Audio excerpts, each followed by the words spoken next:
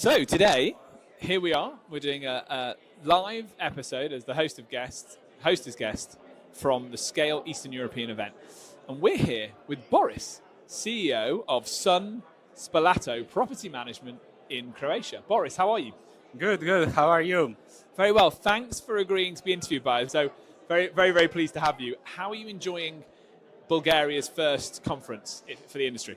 Yeah, it's pretty packed and it's really nice. Everything is well organized and we are pretty enjoying meeting new people and talking to property managers and exchange experiences. Great. And tell us a little bit about the company. When did you start it, and where are you at the moment on your journey as a host? Yeah, we started the company 5 years ago and we scaled it to 110 properties. So we operate apartments, boutique rooms and villas, and it's a 10 people team, and we are expanding and scaling each year, let's say 20 to 30%. What's the Croatian market like? How easy is it to scale and grow? It is very hard because we do have very high reviews on a national basis. So you can imagine like that we have to be very professional in order to meet the expectations of the guests and the owners. So it's pretty hard to expand there. Yeah. What method do you use to grow? Are you managing other people's properties? Rent to rent? Are you buying the properties? Yes, so we are just managing the properties. We are not renting them or buying them, and we are operating on a commission with the owners. So we are special because we developed our own owners portal, which gives to the owners the transparency into the operations and what are the results of their properties. Do you feel that owners portal kind of gives you an edge slightly with against your competitors? Yes, because we are the only company in Croatia that developed something like that. So it's basically giving us an edge because we customize things for our owners. Tell us, what are the expectations for a short-term rental owner in Croatia? And do you find it easy to manage those expectations? Have you got a happy bunch of owners working with you? Yeah, it depends. It's some kind of a unique situation for every owner. So the most important thing for them is to have a good maintained property without any damages, and also to have a result in terms of profitability of their investment. So these are the two most important things. And for us, one of the most important things is to have happy guests, because that provides the result for the happy owners. Let's talk about the landscape in Croatia. Is there much of a direct booking movement? Are you relying heavily on the OTAs? What's your channel mix like over there? Yes, at the moment we are heavily relying on OTAs, but we are looking forward to build a very comprehensive direct channel and to attract more guests on direct bookings. So tell me a little bit more about your day-to-day management of the business. Every short-term rental property manager is different in terms of what they enjoy doing. Are you a control freak? Are you trying to do it all, or do you have an area of the business that you find enjoyable? I pretty like logistics, so operations, and I really enjoy day-to-day operating in the business. I wouldn't say that I'm a control freak. I rather see the performance of each team member or the team leads, and according to that, I provide them more training or less training depending on the people and their growth within a company and growth in their careers. So we are a very performance-oriented company, which means that we measure how people are growing, what's the growth plan for each employee, and according to that we provide them support. So this is something that I really enjoy, operating the business. It sounds like you've got it really under control. What's your journey been like from sort of being 24/7 to having processes? And if I can ask as well, are you using AI now to help you make that even more automated? Yeah, you mentioned something very interesting. It's processes and standard operating procedures. And in order to build that, you have to do it manually at the beginning and automated as you can on the road.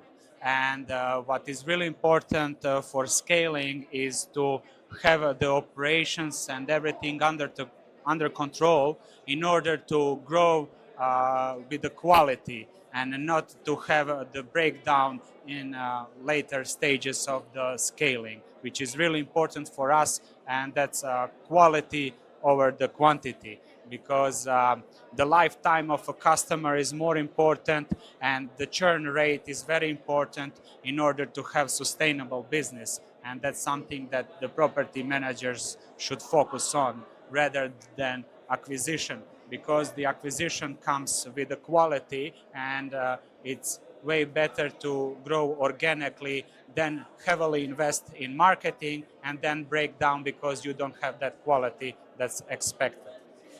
I like that. Let's touch on that a little bit more. This idea that you've grown a reputation locally, so people know that you're good, you deliver. Do you think it would be possible for you to have the relationships that you have with your owners and have built the trust that you've built if you weren't living in your market, if you were living in London or you were living in New York? Like, how much is it about you being there and being a force locally?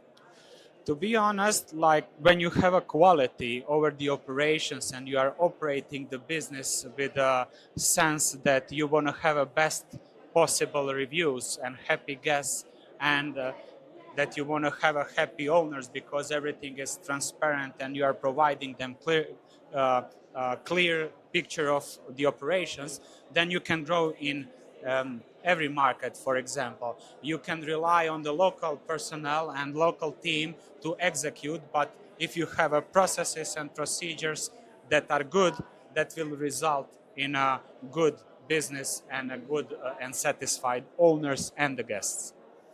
On the subject of the acquisition, what are you looking for in a property, and what red flags are there? When will you not take a property on versus what's when you run and sign that contract quickly to make sure you do the deal? In terms of a good property, it's also very equally important to have a good owner that is willing to communicate at the beginning and to understand the business. So we are operating in let's say, luxury part of the properties, apartments and villas and boutique rooms. And you can see when the property is maintained well or not. And if it's not maintained well, you can, let's say, conclude that the owner is not so cooperative, and maybe to check and inspect the owner and the property before you sign that contract in order to have a good result at the end, because sometimes the expectations that are not realistic can ruin the business and the deal, you know. So owner expectation comes up time and time again when I speak to people. This idea that, like, you can have an amazing property, but if you're on the phone to the owner every week asking why your occupancy is not 100%, even though you never promised them it would be, you're killing the morale of your staff and you're killing the logistics behind your business. Croatia is a really interesting market. Obviously, it's you're in the luxury side of it, so I imagine it's families taking vacations a lot of the time. But 110 properties, 5 years of business, you must have had some bad guests. Can you any stories that come to mind about guests that have caused you problems? yes, you have to manage expectations from the guests as well.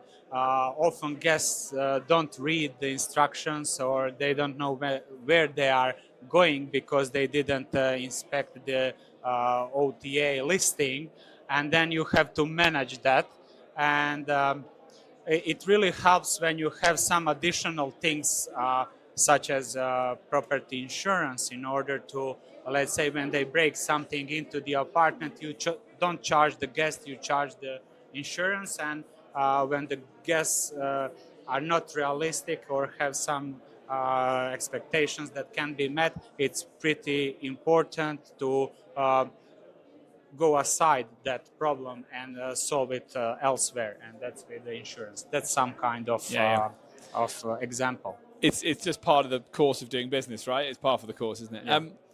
It's a stressful industry, although what I'm getting from you as an entrepreneur and as a business person is a sense of relaxed, calm, which is clearly because you're a very organized person. Still, though, I imagine it's stressful in the summer. How do you get away from it all? What do you do to unwind and get away from the industry? That's basically in the winter, not in the summer, because in the summer you have to be on the spot and do the business with your team. But in order to unwind, it's really important to have a team that can cover for the time when you are not working. So every person needs to recharge in every day, and it's really important to have that balance between work and private life, which we are really looking onto in our company to ensure that each team member has a balanced approach and also the balance between private and working environment. Amazing. You built a really successful business. Do you have an exit strategy? Do you think it's important to have an exit strategy? If so, or are you very much let's just go year for year and keep growing in your mindset?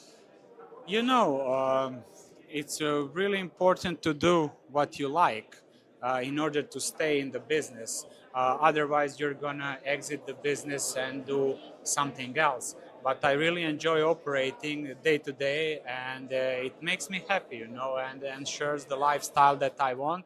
And I think it's a good business because when you think about other businesses, property management, even it is hard, but it's really good business.